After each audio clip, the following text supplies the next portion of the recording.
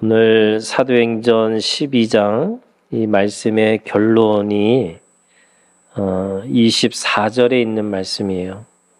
하나님의 말씀은 흥왕하여 더하더라, 이렇게 오늘 말씀의 결론처럼 말씀하고 있는 거죠. 이 흥왕이라고 하는 것은 흥하고 왕성해졌다라는 표현으로 되어 있는데, 이 하나님의 말씀은 흥왕하여 더하더라 라고 하는 거를 다른 번역의 이 성경으로 읽으면 이렇게 되어 있습니다. 말씀이 점점 더 널리 퍼지고 믿는 사람이 많아졌다, 이렇게 되는 거예요. 또는 말씀은 점점 널리 퍼져서 믿는 사람이 더욱 늘어나게 됐습니다, 이렇게 되어 있고요.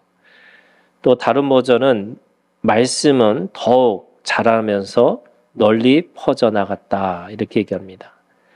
그래서 널리 퍼지고, 그리고 그 널리 퍼진 결과가 믿는 사람이 많아졌다, 이렇게 얘기를 하는 거죠. 그런데 이 말씀을 24절을 그냥 단독으로 이해하면 그냥 하나님의 말씀은 이렇게 되지만, 오늘 이 12장 전체로 이해하면요, 그 안에 처음에 첫 문장이 그러나라고 시작하는 겁니다. 그래서 그러나 하나님의 말씀은 이렇게 되는 거죠. 그러면 이 그러나라고 하는 의미, 그러나 그럼에도 불구하고 라고 하는 의미에 두 가지 의미가 있습니다. 첫 번째는요, 오늘 우리가 읽은 이 18절부터 쭉 내려오는 이야기를 보면은 1절에 이렇게 시작했죠. 그 12장 1절에 그때 헤롯 왕이 손을 들어 교회 중에서 몇 사람을 해하려 하여, 이렇게 됩니다. 이 헤롯 왕은 이 헤롯 아그리빠라고 하는 1세라고 얘기합니다. 이 사람은 헤롯 왕의 손자, 그러니까 헤롯 대왕의 손자라고 합니다. 헤롯 대왕은 누구냐면 예수님이 태어나실 때에 그때 헤롯 왕이 헤롯 대왕이었습니다. 그러니까 그 헤롯 대왕의 손자 헤롯 아그리빠 1세라고 하는 이 헤롯 왕이 손을 들어서 교회 중에 몇 사람을 해하려 했다라고 하는 거죠. 그러면서 2절에 요한의 형제 야고보를 칼로 죽이니, 이렇게 시작하는 겁니다. 그리고 우리가 잘 알고 있는 것처럼 베드로가 감옥에 갇혔습니다. 그리고 그 감옥에 갇혀 있는 상황에서 천사, 주의 사자의 도움을 받아서 그가 탈출을 한 거죠. 그리고 그 탈출을 한 상태에서 오늘 우리가 읽은 말씀에 보면은 19절에 이렇게 되어 있습니다. 헤롯이 그를 찾아도 보지 못하매 파수꾼들을 신문하고 죽이라 명하니라, 이렇게 됩니다. 그러니까 이 아그리빠라고 하는 헤롯 이 왕은 결국에는 죽이면서 자신의 권력과 자신의 힘을 드러내면서 동시에 뭘 하기를 원하냐? 말씀이 또는 복음이 전하는 것에 대해서 차단하려고 하는 거죠. 진리가 올라올 때마다 그 로마서의 표현에 의하면은 그 불의가 그것을 짓누른다라는 표현이 있습니다. 그러니까 진리가 나오려고 할 때마다 그 불의는 그 진리를 맞이하는 것이 아니라 찍어 눌러서 그 누름으로 인해서 더 이상 진리가 진리답지 않게 하려고 한다라는 거죠. 그 상징이 헤롯 왕이라고 하는 그 왕의 힘을 가지고 이야기하고 있습니다. 그리고 교회는 그것에 대해서 죽기를 각오하고 기도하고 있습니다.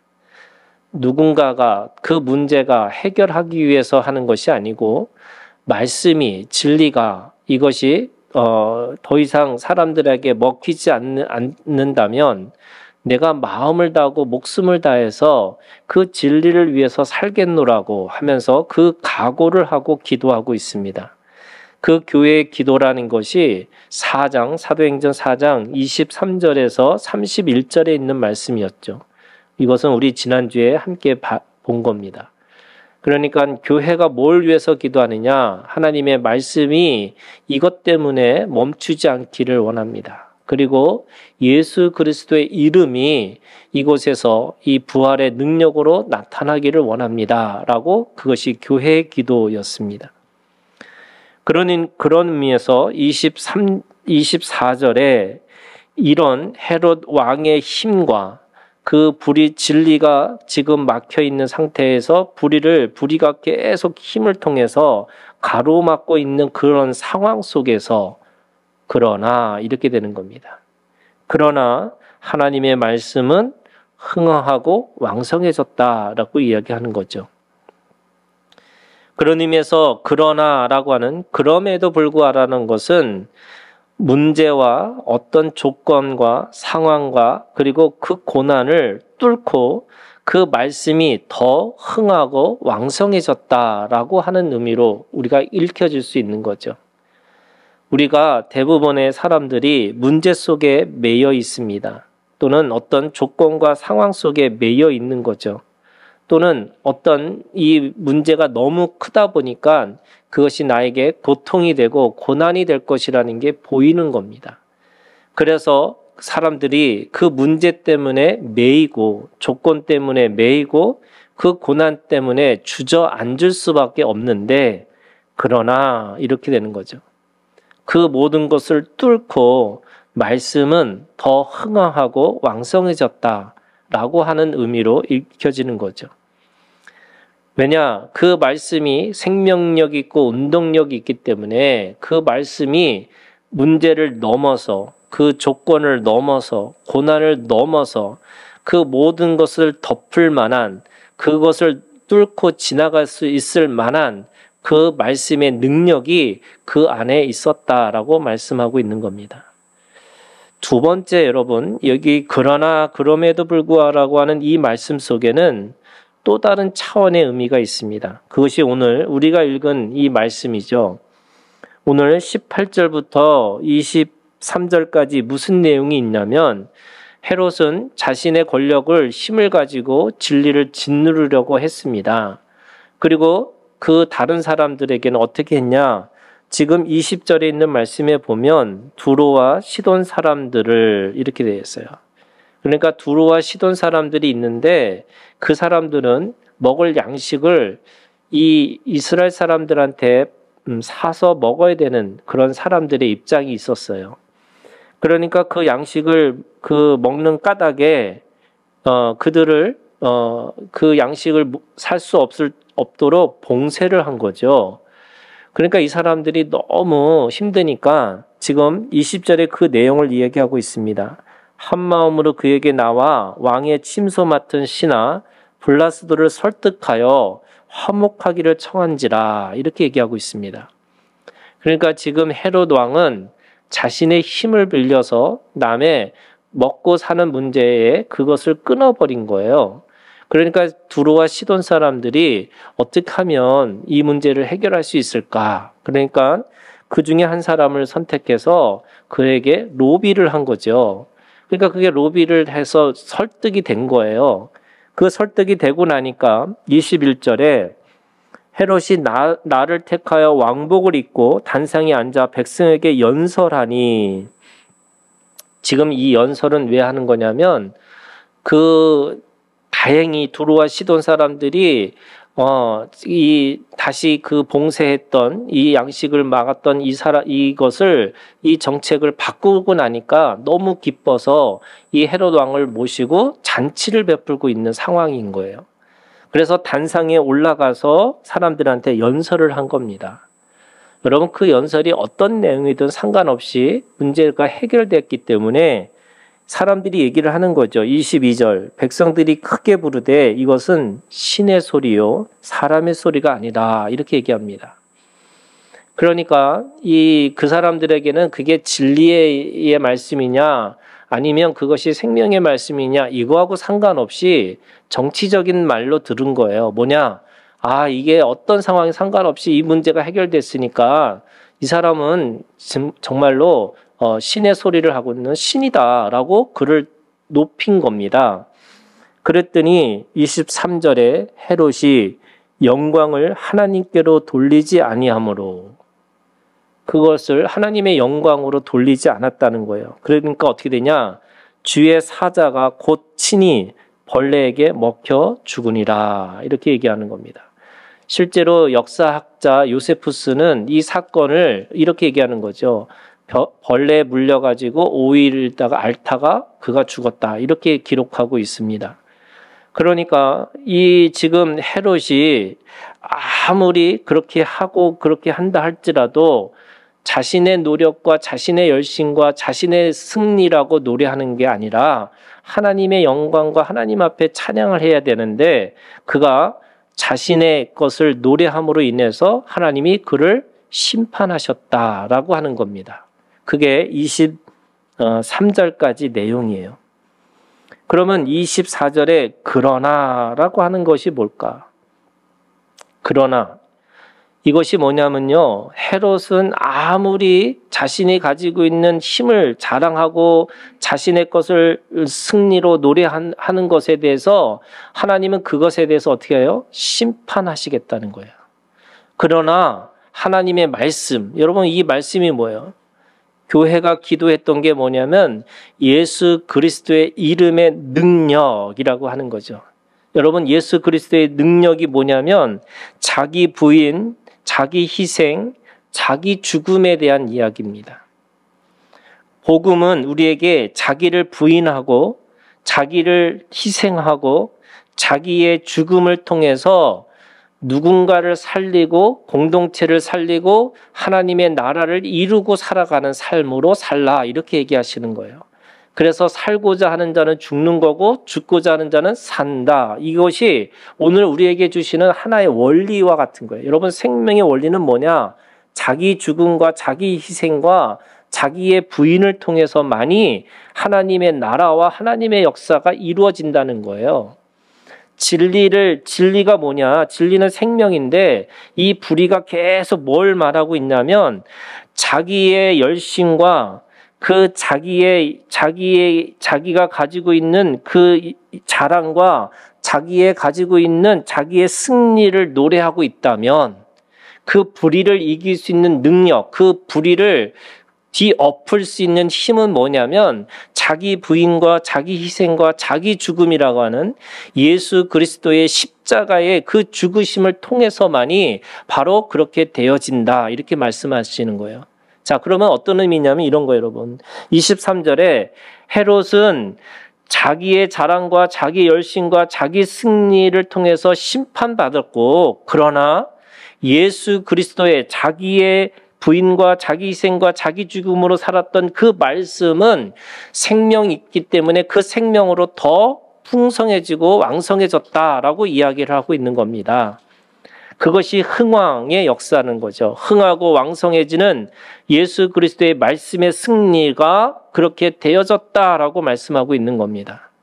그러면 이것이 과연 그냥 이렇게 자연스럽게 되어지는 걸까? 여러분 오늘 우리가 읽은 창세기 4장 1절부터 15절은 가인과 아벨의 믿음의 차이를 우리에게 말씀하고 있습니다. 히브리서 기자는 11장 4절에 이렇게 말하고 있어요. 믿음으로 아벨은 가인보다 더 나은 제사를 하나님께 드림으로 의로운 자라 하시는 증거를 얻었으니 하나님이 그 예물에 대하여 증언하심이라. 그가 죽었으나 그 믿음으로서 지금도 말하니라. 가인과 아벨의 이 차이가 뭐냐? 믿음의 차이가 있었다는 거예요. 근데 그 믿음의 차이가 도대체 뭐냐라고 하면은 사실은 그 예물이 말하고 있다라고 하는데 그 예물이라는 게 뭐냐? 그래서 사람들은 예를 들면 가인은 땅에 소산을 드렸기 때문에 문제가 있는 거고 이 아벨은 피해 제사, 이 자기의 이 양의 첫 새끼를 드린 것으로 인해서 그것이 하나님께서 그 양의 제사는 받으시고 땅의 소산은 받지 않으셨다 이렇게 생각하는 거예요. 근데 여러분 그게 아니에요. 왜냐하면 우리가 이 유대교의 이 유대교가 제사를 드리는 이 방법 중에 하나가요. 예, 이 자기 땅의 소산을 드리는 제사도 있어요. 예물도 있어요. 그 예물이 그 차이가 아니고요. 오늘 창세기 4장 4절에 이렇게 얘기하고 있습니다. 아벨은 자기도 양의 첫 새끼와 그 기름으로 드렸더니 여호와께서 아벨과 그의 제물은 받으셨으나 5절 가인과 그의 제물은 받지 아니하신지라. 이 제물이요, 그냥 제물, 그러니까 우리가 이 땅의 소산 곡식이냐 아니면 양이냐라고 하는 이 제물에 있는 게 아니고 아벨과 그의 제물, 가인과 그의 제물 이렇게 돼 있어요. 그러니까 제물이 어디와 관련돼 있냐면 가인의 인생, 가인의 삶, 가인의 마음, 가인의 태도와 같이 연결돼 있다는 거예요. 지금 아벨도 그 아벨의 양을 드리는 것이 그냥 양을 드렸던 것으로 끝난 게 아니라 아벨과 그의 제물 이렇게 돼 있어요. 여러분 그 제물이 어떤 거냐? 드리는 사람의 마음과 태도와 그 사람의 삶의 모든 것과 연결되어 있다는 거예요. 그래서 뭐라고 그러시냐면 하나님이 이 히브리서 11장에 있는 히브리서 기자는 그거를 이 믿음으로 그렇게 얘기한 건데 그 믿음이라는 게 도대체 뭐냐 이렇게 얘기하는 거예요. 그게 뭐냐면 5절이에요. 창세기 4장 5절 가인과 그의 제물은 받지 아니하신지라 가인이 몹시 분하여 안색이 변하니. 여러분 제사의 주인이 누구냐?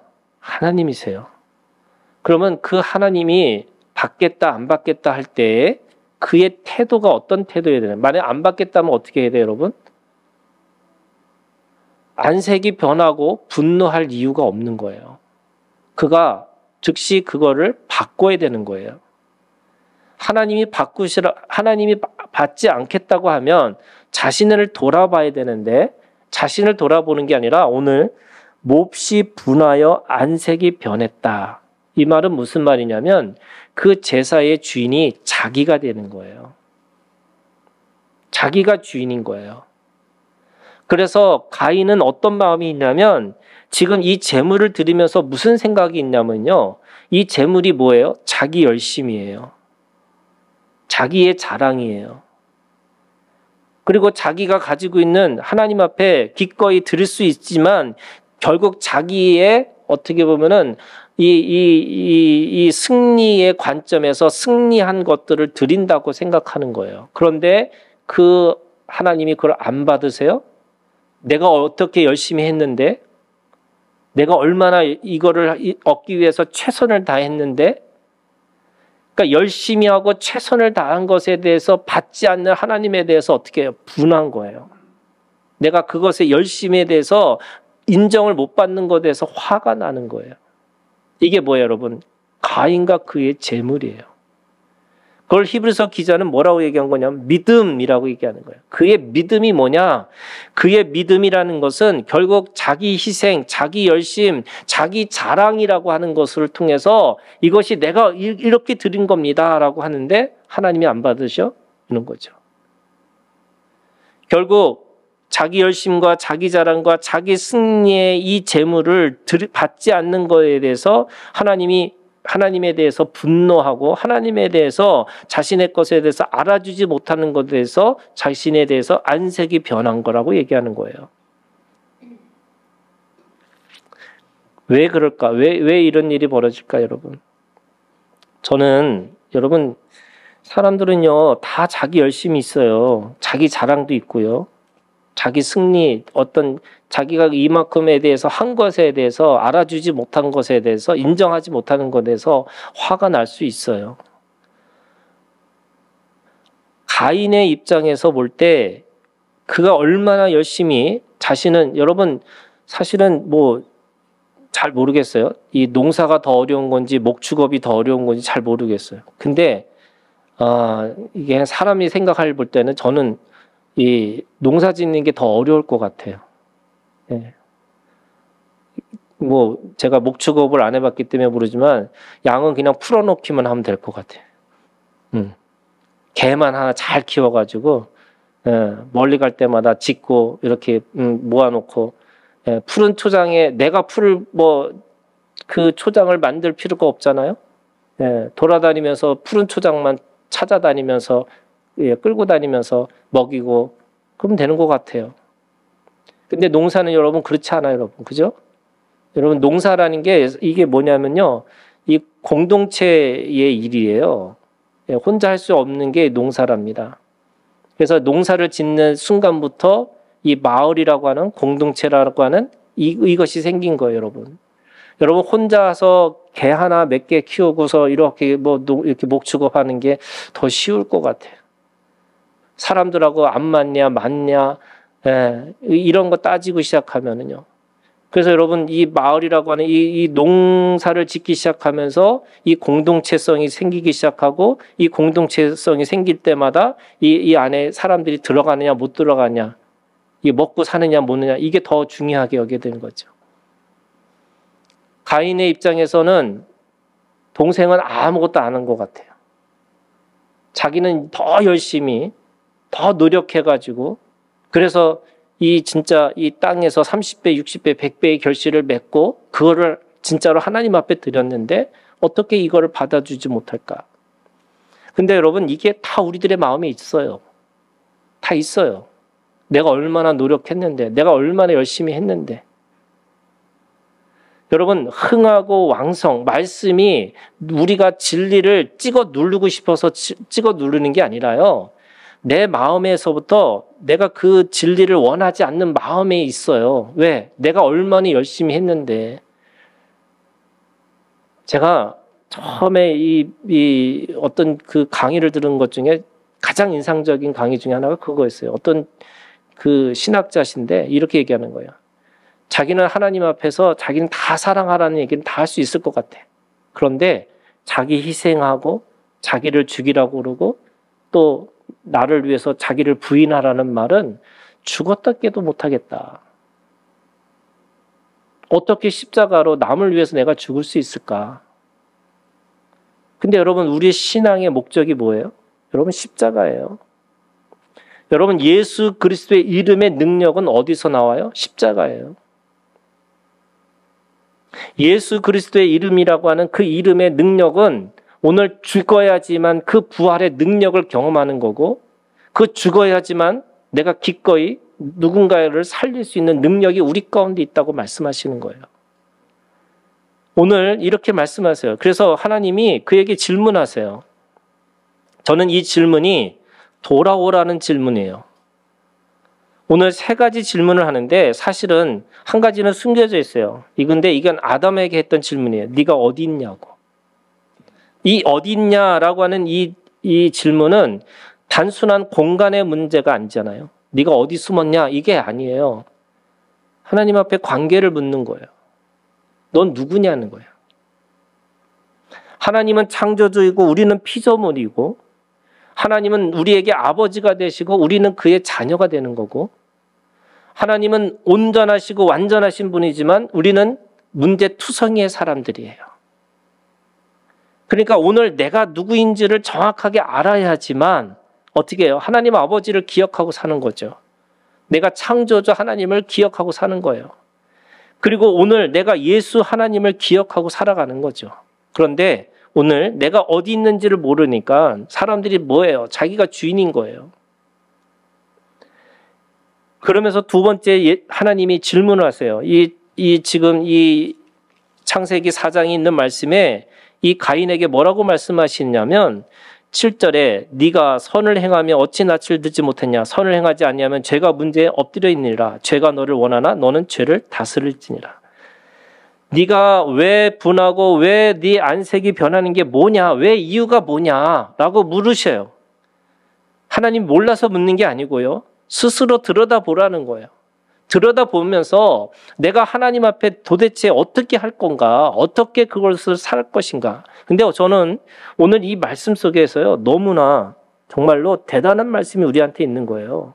뭐라고 그러냐면 7절에 죄가 너를 원하나 너는 죄를 어떻게 하라고요? 다스리라고요. 오늘 내가 가지고는 내 열심이 있어요. 누군가에게 인정받고 싶은 거 있어요. 여러분 인정의 욕구, 무슨 욕구 다 있는 거. 우리는 욕구를 벗어날 수 없는 사람들이에요. 그런데 여러분 그 욕구를 어떻게 하라고 하냐면 하나님께서 말씀하세요. 그게 욕구가 욕망으로 하나 더 나가지 않기 위해서 네가 그것을 다스리라고 해요. 자기가 할 수 있는 거, 내가 할 수 없는 거, 그것까진 좋아요. 그런데 내가 이렇게 열심히 하고 내가 이렇게 희생하고 내가 이렇게 했는데라고 생각하는 그 마음 때문에 뭐가 돼요? 하나님을 잊어버리고요. 다른 사람을 볼 수가 없어요. 그러다 보니까 어떤 마음이 생기냐면 내가 이렇게 하는 것에 대해서 당연하다고 생각해요. 근데 뭐라 그래요? 다스리라고. 네 욕망을 다스리라고. 네가 그렇게 하려고 하는 것도 당연한 것처럼 보이지만 그것을 다스리라고. 여러분, 다스리라는 게 뭐예요? 여러분, 통치 아래 들어가야 된다는 거예요. 하나님의 통치, 예수 그리스도의 통치, 십자가의 통치 가운데 들어가지 않으면 우리는 그거 할 수 없다는 거예요. 다스리라고. 그래서 그 다스리라는 게 어떤 거냐면 이런 거예요, 여러분. 정말로 내가 뭔가를 한다라고 할 때, 아, 내가 하나님의 은혜가 필요한 사람이구나. 이게 죄인이었음을 기억하는 거예요. 내가 무너졌을 때 하나님께서 아, 내가 하나님 앞에 그 은혜 가운데 다시 살아날 수 있었구나. 그래서 내가 하나님의 자녀가 됐구나. 그래서 내가 힘들고 어려울 때는 하나님의 자녀 되는 은혜를 기억하는 거고요. 내가 정말로 잘 나갈 때 아, 내가 죄인이었고 내가 그럴 수 없던 사람인데 예수 그리스도가 우리 가운데 오셔서 나를 구원하셨구나. 그 구원의 은혜를 기억하라는 거예요. 오늘 아침에 우리 천영표 집사님하고 같이 앉아서 커피 마시면서 이런저런 얘기하는데 이 노래가 은혜라는 찬양이 들려요. 근데 은혜를 하면서 우리 천영표 집사님이 은근히 믿음이 좋은 거 아세요? 야, 은혜가 신앙의 전무라는 거를 이제 알았대. 시작도 은혜고 끝도 은혜예요. 근데 거기에 여러분 내가 자랑할 수 있는 게 뭐가 있겠어요? 여러분 열심히 한 것에 대해서 내가 얼마만큼 그거에 대해서 보상받을 수 있겠어요? 하나님의 은혜인데. 은혜라고 하는 것은 정말로 여러분 그 모든 것을 덮을 만한 은혜잖아요. 그런데 내가 그것 때문에 안색이 변하고 내가 분노하고 그런 의미에서 이 가인에게 세 번째 질문이 뭐냐면요. 이거예요. 네 아우 아벨이 어디 있냐고. 네가 어디 있냐. 그거 관계 묻는다 그랬잖아요. 그러면 네 아우 아벨이 어디 있냐. 이것도 관계 묻는 거잖아요. 그러면 오늘 우리에게 이런 거예요, 여러분. 가인은 무슨 생각으로 하나님 앞에 그 제물을 드리냐면 자기를 계속 들여다보면서 자기의 한계를 들어보는 게 아니라 자기 열심과 자기 노력과 자기 열심을 해서 이렇게 했다라는 것에 대해서 계속 그 마음이 드니까 그 모든 것들이 아까운 거죠. 근데 하나님 물으세요. 네 아우 아벨이 어디 있냐고. 여러분 신앙의 성숙은 어디서부터 시작하는 거냐면요. 이기적인 거에서부터 이타적인 것으로 가야 돼요. 여러분 개인적인 거에서부터 공동체로 가야 되는 거예요. 여러분 이 땅의 이야기에서 하늘의 이야기로 가셔야 돼요. 이게 오늘 우리가 가지고 있는 신앙의 발전이고 성숙이에요. 여러분 모든 사람들이 다 욕구가 있어요. 전 욕구를 얘기하는 게 나쁘다고 생각하지 않아요. 그런데 여러분 그걸 다스리고 그걸 통해서 하나 더 나가라는 거잖아요. 오늘 우리가 하나님 앞에서 하나님의 그 말씀이 흥왕하기 위해서 하나님의 말씀이 예수 그리스도의 우리가 가지고 있는 그 믿음이 더 흥왕할 수 있도록 하기 위해서 어떻게 하느냐? 여러분 내가 믿음을 사용하기 위해서 다스리셔야 돼요. 그리고 눈을 돌리셔야 돼요. 하나님의 시선이 머무는 곳에 우리의 시선이 거기 가 있어야죠. 하나님이 가시고자 하는데 우리의 발걸음이 그렇게 함께 가고 있으셔야죠. 언제까지 똑같이 세상의 욕구를 똑같이 사람들한테 요구하고 살 수 있어요? 여러분, 희생 없는 공동체는 없어요. 아니, 더 정확하게 얘기할까요? 여러분, 진리를 이루기 위해서는 누군가가 죽어야 돼요. 피 흘려야 돼요. 아무도 피 흘리지 않는 그 진리는 진리가 아니에요. 저는 여러분, 오늘 우리에게도 똑같은 거예요, 여러분. 우리가 하나님 앞에 어떤 가정도 그렇고, 어떤, 뭐, 나라도 그렇고, 이 교회도 마찬가지고요. 여러분, 누군가 희생하지 않으면 결코 이루어지지 않아요. 하나님은 하나님의 일을 이루기 위해서 그거 하라고 말씀하세요. 그래서 어떻게 해요? 그러나 그럼에도 불구하고 하나님의 말씀이 흥황해졌더라. 여러분, 이 흥황의 역사가 오늘 우리 가운데 있기를 주님의 이름으로 축원합니다. 우리의 마음에서부터 우리의 가정과 우리의 공동체와 이 나라와 민족을 향해서 여러분, 하나님의 말씀이 흥황될 수 있도록 우리의 믿음을 여러분 사용하기를 주님의 이름으로 축원합니다. 기도하겠습니다.